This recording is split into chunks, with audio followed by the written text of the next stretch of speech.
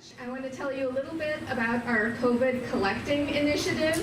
And to do that, I'm going to ask everyone here to go back in your minds to the beginning of March and try to remember what you were doing. That was eons ago. You know, life was just going along. For me, I was working on the Fashioning Illinois exhibition and anticipating a March 21st opening day. Then I want you to fast forward in your minds to when the stay-at-home orders came down. I think it was right around March 13th, 16th. But do you remember how that felt?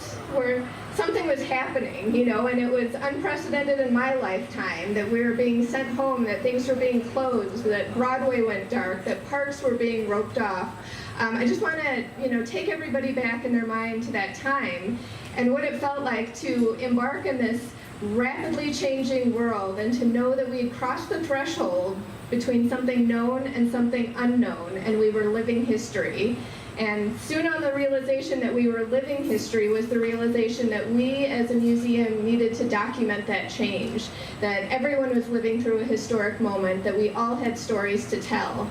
And that was where our COVID Collecting Initiative was born, to put out the call to say, you, the people of Illinois, we want your stories. We want you to tell us what it was like for you. People lost their jobs. People had to become teachers to their children in their own homes. People had to quarantine themselves. People became ill. People recovered. So many things happened, and all at once, and no one was left untouched. And so our collecting initiative is really an attempt to document those stories and preserve them for future generations, and they are available on the Illinois Digital Archives website, and will be in perpetuity. So someday, God forbid, if there's another pandemic a century from now, historians can read about and learn about and see how we processed it now. And as we did this, a shorter term goal came out, and that was processing all these submissions really gave us a sense of the resiliency of the human spirit. And from our position, considering all the submissions we received, we really saw this pattern of people trying to connect in a time when physical distance was keeping us apart, and persevering through hard times, times that tested us but left us unbroken. And so in the short term, we felt like this is a story we need to put out there. We can't wait until historians analyze it. We want to reflect it back to the people of Illinois so you can see your own resilience and your own strength. And so that's why we're asking you to continue submitting to the COVID Collecting Initiative, and you can do that through our website at illinoisstatemuseum.com, or is it org? Org. Because this moment isn't over. The pandemic is still going on. The social unrest is still going on. 2020 is still going on. We're still living through it, and we've all still got stories, and we're all still processing. So I want to hear from every single one of you. Send in a photograph, send in your thoughts, send in a short story if you've written one, or a piece of art if you've created it. Document it. Let's hang on to it, and let's preserve it so we can know what your experience was. And so I'm going to turn the microphone over now to Bob Sill, our Curator of Art, and Zach Adams, our featured speaker and the artist responsible for this beautiful work on the wall here. And Zach was one of the very first people to contribute to our collecting initiative. And Bob will tell you a little bit more about it, so I don't want to steal his thunder. But suffice to say that, you know, we got this range of submissions and a little bit of everything from everyone. And we as a staff were struck right away by this guy who's got an eye, and he's got passion, and he's got heart in his photographs. And Zach started documenting at home with his daughter during quarantine, but he quickly turned to documenting the social unrest movements and brought them to life and captured it. And some of Zach's fans have said, I felt looking at his photos like I was looking at pictures of the civil rights movement. And it became very clear to us that we had received submissions from an extraordinary talent who is documenting an extraordinary moment of time, and we are so privileged to be able to share it with you, and so grateful that you've come out to hear Zach in person and see his beautiful work on our building. So with that, I will turn it over to Zach and to Bob, who's going to be his wingman.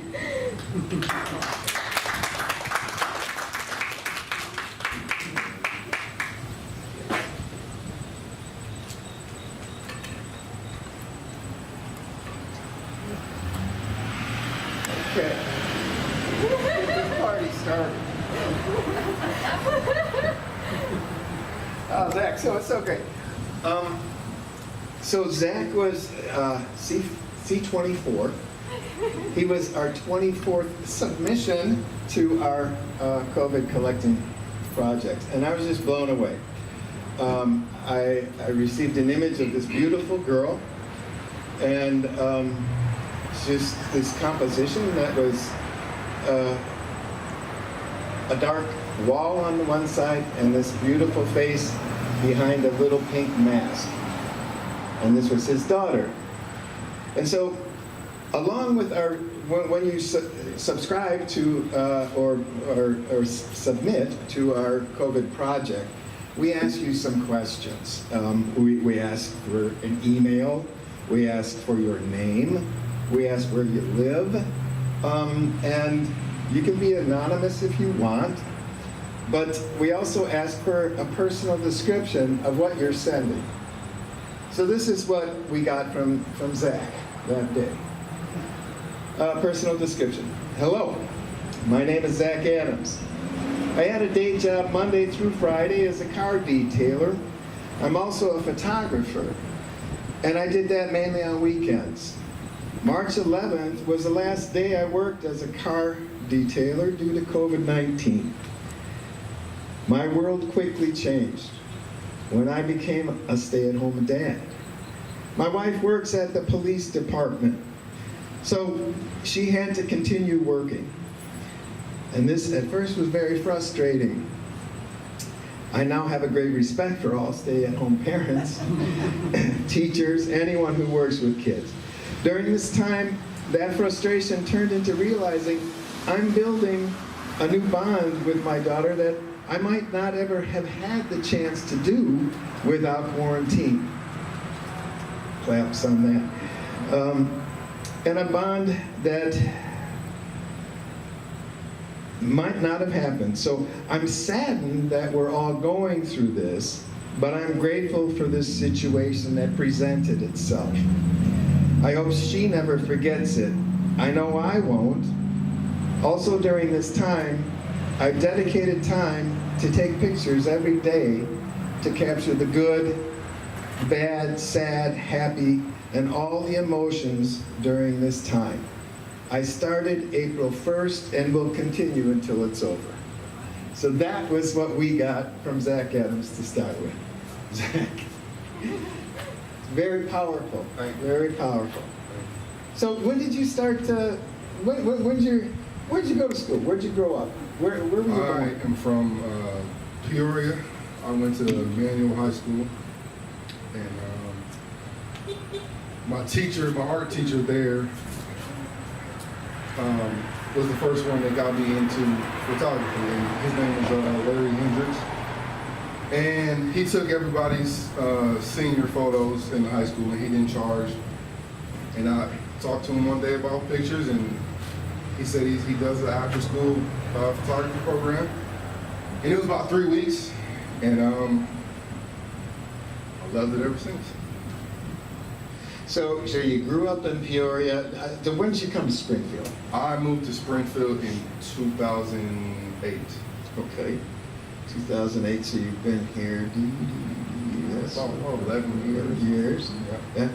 So your experience with photography. Tell us a little bit more about that. So from high school, you kind of learned how to do things, and you actually learned how to do prints and blackroom, all of that work. In high school, he taught me how to develop film, how to, I guess, look at certain things a different way. And I never had my own camera, so from that point till I got my own camera, it was just, mainly with my cell phone, or I might borrow somebody's camera just to play with it and take pictures. In 2017, my wife and my dad got me a camera for Father's Day, and I never went to school for it. I just got on YouTube and looked up different settings, looked up everything the camera I have can do, and just applied that and started taking pictures. Well, one of the things for me was, you just have this amazing eye. And it seems like a very highly trained eye. And now you're telling us that you really hadn't gone to any formal school, any training at all. Nope. So you were just given this God-given gift of having this incredible eye. Yeah, I mean, when you say, I guess put it like that, yeah. I mean, I've been in this business for over 30 years, and when I look around at the imagery that you see here, and he's sent us since more things as well. I just see this sort of master at being able to enter an experience and really find within that experience the emotion, to be able to extract from a face a feeling. When you folks look around at the work, I mean, we all take pictures. There's just some of us who are like my wife, she's just like terrible at it. So I mean, she's just, and she knows it, and so, and I'm not that great at all. But you have, that ability to do the domestic intimate scenes as well as these incredibly charged public scenes. Tell us a little bit about how you feel and what your approach is when you go into, you say, okay, I'm going to go down and check out the rally, and you have your camera with what's going on in the head. Honestly, just documenting everything I see. When I did the Black Lives Matter rally, the first one, I hadn't ever been a part of that before. I've seen it on TV. I've seen friends post in different cities that they've been a part of it. So when I heard that it was going to be one here, I figured I'd just go down there and take pictures. Didn't know what to expect. As I'm marching and taking pictures, it was times where I was emotional behind the camera, because I had never experienced anything like this. So as I'm taking the pictures, when I take pictures, I kind of see them, before I get home and edit them, I see them done already, like as I'm taking them. So as I'm taking them, I'm kind of getting emotional, seeing, knowing in my head what they're going to look like. And that's kind of just how I approach every picture I take.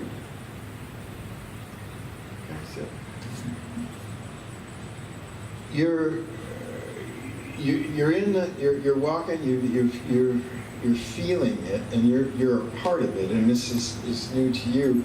How, tell us a little bit about how, as you're looking around and you're sort of panning the scene, what were some of those things on that day that really popped out in your mind and made you want to take snaps of that and capture?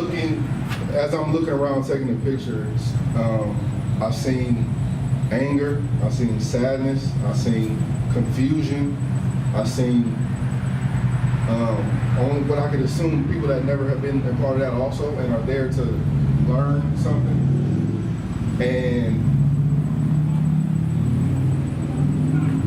I'm looking around and I'm trying to just capture all those emotions.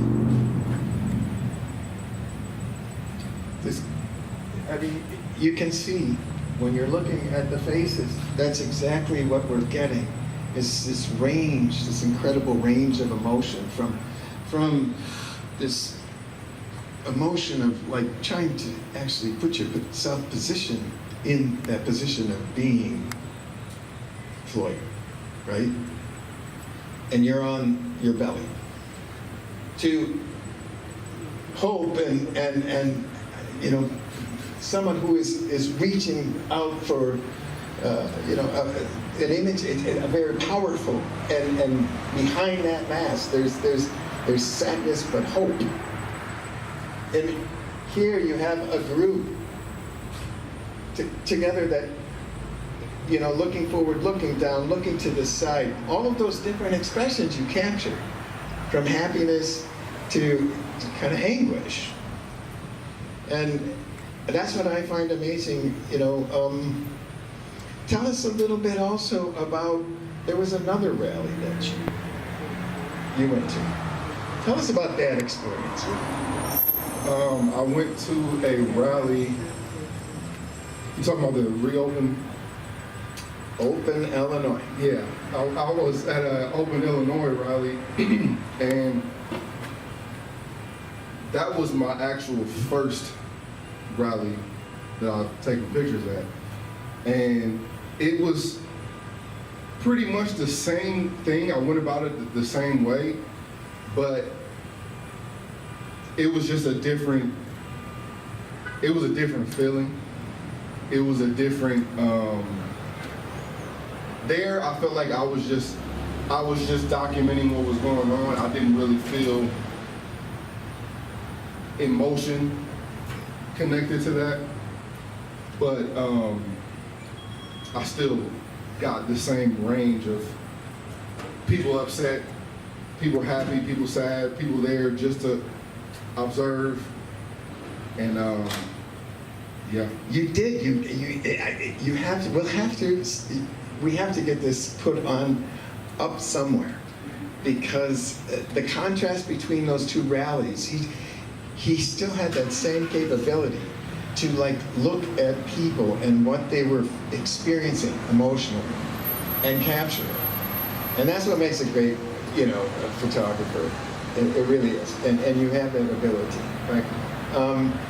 Do you want to talk a little bit about what are some of the other things you like to do as far as like creative things? I draw a little bit. That's what initially got me into the art class at Manual. When I was in 8th grade, I told my counselor I wanted to be a part of the art program, and she said, well, that's only for juniors and seniors. So I just drew a picture and submitted it just to see if I could still get in. And when I started high school, they let me in as a freshman to join the art class. So I mean, I like drawing, I like creating things, I like creating clothes, I like music, I like basketball. And you have a lot of your photography is actually for sale. Yeah. Right? Yes. And if someone wanted to purchase one of your works, where would they go to? Right now, I mean, I don't have a website or anything. Right now, if you went to my Facebook page and said, hey, I like this one, how much is it? Okay. I'll let you know. On Facebook. Okay. And you do have a Gmail. Do you want to share your Yes. Gmail with people in case they want to look further into his work? My Gmail is 1221photography1@gmail.com. You have some gear as well, I think. Yes, periodically I come out with t-shirts and hoodies and stuff, and I post those on my Facebook page to let everybody know those are for sale. And he does portrait sessions too. We've got ours booked for October, so throwing that out there. So yeah, so if you want a portrait done, Zach could Yeah, hook you up. I got weddings planned, engagement photos planned, family photos. So you do the whole gamut. You do Okay. everything from weddings to portraits to Yep. events. Very cool. Okay. Is there anything else you want to say, Zach? I want to thank everybody here. I want to thank Erica the most, because when I entered these to the museum website, she was super nice. She was super helpful throughout this whole process. She was texting me back and forth, and she's just a nice person. Super. Let's give him a hand. Thanks so much. And we're going to do it again, right? Yep. Okay, next Tuesday? Yep. Okay. Because I'd love to, I'm sure you'd love to hear any questions you might have. I have a question. Okay. Zach, would you please explain this symbol here, this math symbol, I guess, or equal, less than? The what is it? Divide. Yeah. Okay, thank you. Being equal is greater than being divided. He was on my baseball team. He was a little leaguer on my baseball team. Who's that guy? J.J. Keith. This little baseball player. Zach, do you just work in black and white? And No, just these are black and white stuff. I feel like they need to be in black and white. Do you just do portraits or do you do scenery or buildings or other things? Yeah, I mean, I'm taking Yeah? everything. Anything I can take a picture of. Yep. Yeah, he also does, you know, like, I mean, he just, the city, he goes around and just does images of buildings. And, beautiful work. I Anybody do else? know that that's love. Do you have a favorite? And do you have a, that's up here and kind of a reason why? Probably this one. At the time that I took this, it was, I believe, while she was speaking. And this guy came up and he had a Trump tank top on. And he came and sat on the stairs right in front of them as they were talking. So I'm like, this might get ugly. So as they got done talking, John came down and talked to him and kind of explained what was going on and what was trying to be put out, the image trying to be put out. And so he explained it to him, and it ended with them shaking hands. So that's probably one of my favorites. 'Cause from the situation that was happening, I thought it was going to get ugly.